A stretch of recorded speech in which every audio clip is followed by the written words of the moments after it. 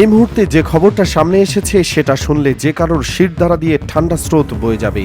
ইসরায়েলের প্রতিরক্ষা মন্ত্রী ইরানের ওপর হামলা করার ঘোষণা দিয়ে দিয়েছেন। হ্যাঁ, আপনি ঠিকই শুনেছেন, এটা কোনো গুজব নয়, এটা কোনো ভুয়া খবর নয়। তেহরানের আকাশ এই মুহূর্তে ধোঁয়ায় ঢেকে গেছে। রাজধানী শহরের স্কাইলাইন দেখলে বোঝা যাচ্ছে কি ভয়াবহ পরিস্থিতি তৈরি হয়েছে সেখানে।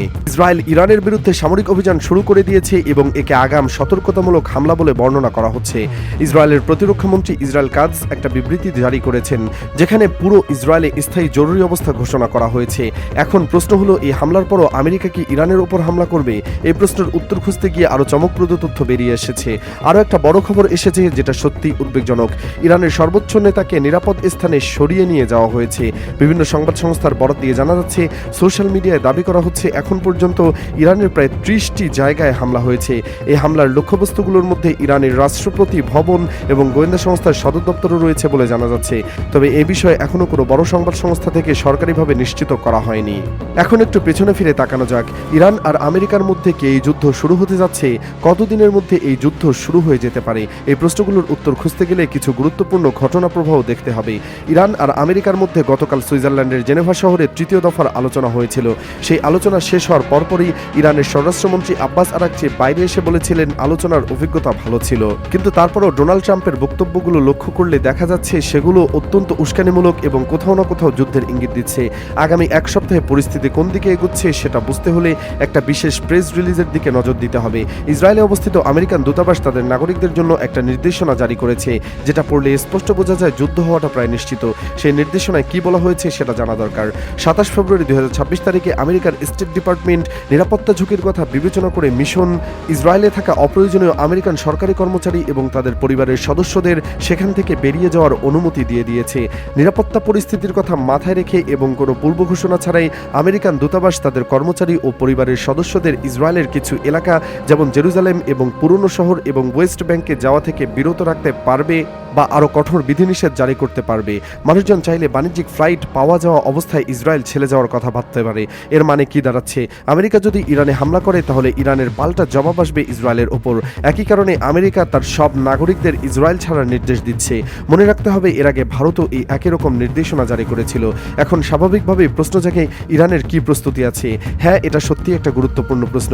কিন্তু তার আগে আমেরিকান প্রেসিডেন্ট ডোনাল্ড ট্রাম্পের একটা বক্তব্য দেখে নেওয়া যাক। তাকে যখন জিজ্ঞেস করা হয়েছিল ইরানে হামলার কি মধ্যপ্রাচ্যে বড় সংঘাত রূপ নিতে পারে, জবাবে তিনি বলেছিলেন ঝুঁকি সবসময় থাকে। ভালো হতো যদি তারা সততার সাথে এবং সদিচ্ছা নিয়ে আলোচনা করত, কিন্তু তারা সেই দিকে এগোচ্ছে না। ট্রাম্প সেখানেই থামেননি। তিনি আরও বলেছেন, ইরানকে নিয়ে এখনও কোনো চূড়ান্ত সিদ্ধান্ত নেওয়া হয়নি। যেভাবে তারা আলোচনা করছে তাতে খুশি নন তিনি।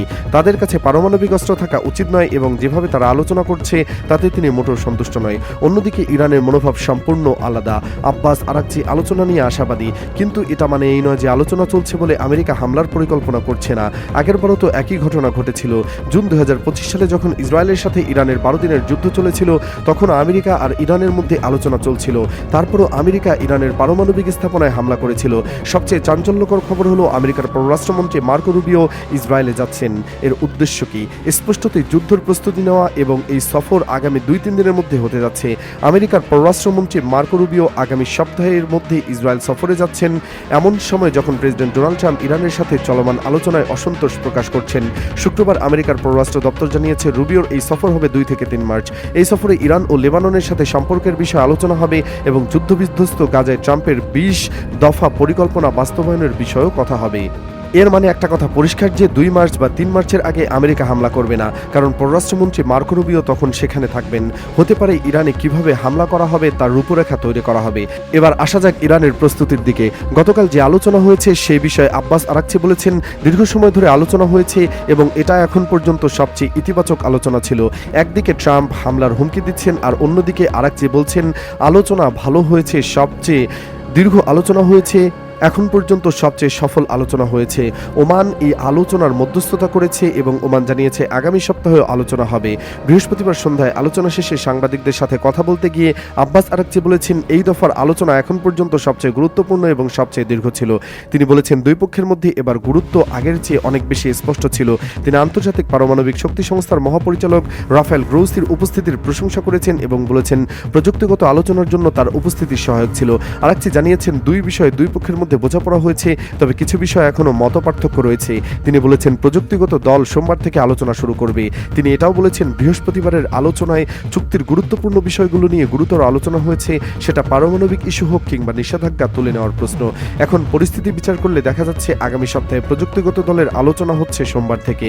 2 ও 3 মার্চে মার্কো রুবিও যাচ্ছেন। আব্বাস আরাকচি বলেছেন পরবর্তী দফার আলোচনা আগামী সপ্তাহে হবে, যখন দুই পক্ষ নিজ নিজ দেশে গিয়ে আলোচনার অগ্রগতি সম্পর্কে জানাবে। কিন্তু ডোনাল্ড ট্রাম্প একজন দাদার মতো, একজন গুন্ডার মতো হুমকি দিয়ে যাচ্ছেন।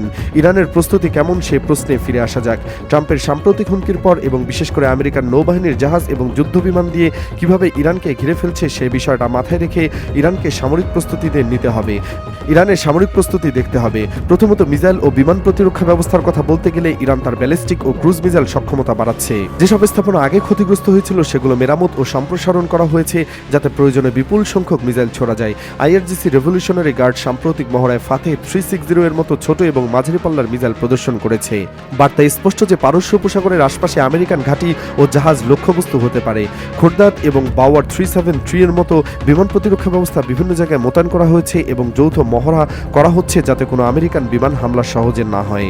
দ্বিতীয়ত পারমাণবিক স্থাপনা মজবুত করার বিষয়ে স্যাটেলাইট ছবিতে দেখা যাচ্ছে নাতানজের কাছে ভূগর্ভস্থ সুড়ঙ্গ কমপ্লেক্স আরও মজবুত করা হচ্ছে।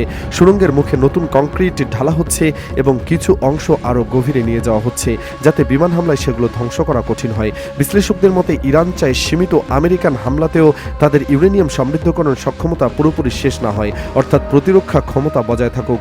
তৃতীয়, হরমুজ প্রণালী এবং ইরানের নৌবাহিনীর প্রস্তুতির বিষয়ে আইআরজিসি হরমুজ জলপথের আশেপাশে যুদ্ধমহড়া করেছে, যেখানে দ্রুতগামী নৌকা থেকে ঝাঁক আক্রমণ, মিসাইল উৎক্ষেপণ এবং মাইন পাতার অনুশীলন অন্তর্ভুক্ত ছিল। ইরানি কর্মকর্তারা বারবার ইঙ্গিত দিচ্ছেন যে যুদ্ধ হলে বিশ্বের তেল সরবরাহে প্রভাব পড়তে পারে, কারণ বিশ্বের বিশাল অংশের তেল এই পথ দিয়েই যায়। হরমুজ বন্ধ করা বা জাহাজ চলাচল ব্যাহত করা ইরানের বড় অসম যুদ্ধ কৌশল বলে মনে করা হচ্ছে। জেনেভায় আলোচনার পর যে রাজনৈতিক সংকেত পাওয়া যাচ্ছে, সেখানে মধ্যস্থতাকারীরা অনেক অগ্রগতির কথা বলছেন, কিন্তু কোনো চূড়ান্ত চুক্তি হয়নি। ট্রাম্প কঠোর সতর্কতা দিয়েছেন যে ইরান যদি সমৃদ্ধকরণে কঠোর সীমা না মানে তাহলে অনেক খারাপ কিছু ঘটতে পারে। জবাবে ইরান বলছে আমেরিকা অতিরিক্ত দাবি ছেড়ে দিক এবং তারা কূটনীতি চায়, কিন্তু হামলার জবাব কঠোর হবে। সব মিলিয়ে বলা যায় ইরান প্রকাশ্যে প্রস্তুতি না নিলেও নিজেদের প্রতিরক্ষা মজবুত করছে, পারমাণবিক স্থাপনা মজবুত করছে এবং মিসাইল মোতায়েন জোরদার করেছে। খোরাম শহর 4 মিসাইলে যুক্ত হওয়ার পর ইরানের পুরো প্রতিরক্ষা ব্যবস্থা অনেক শক্তিশালী হয়ে গেছে। আগামী এক সপ্তাহে অন্তত গুরুত্বপূর্ণ বলে মনে করা হচ্ছে। ট্রাম্প যেখানে হুমকি দিচ্ছেন তাতে আগামী সপ্তাহেও যদি প্রযুক্তিগত আলোচনা আমেরিকার মনমতো না হয় তাহলে আমরা সরাসরি যুদ্ধের দিকে এগিয়ে যাচ্ছি। পরিস্থিতি এখন এতটাই উত্তেজনাপূর্ণ যে প্রতিটা মুহূর্ত নতুন খবর নিয়ে আসছে এবং বিশ্ব এখন অপেক্ষা করছে দেখার জন্য যে এই সংকট কোন দিকে মোড় নেয়।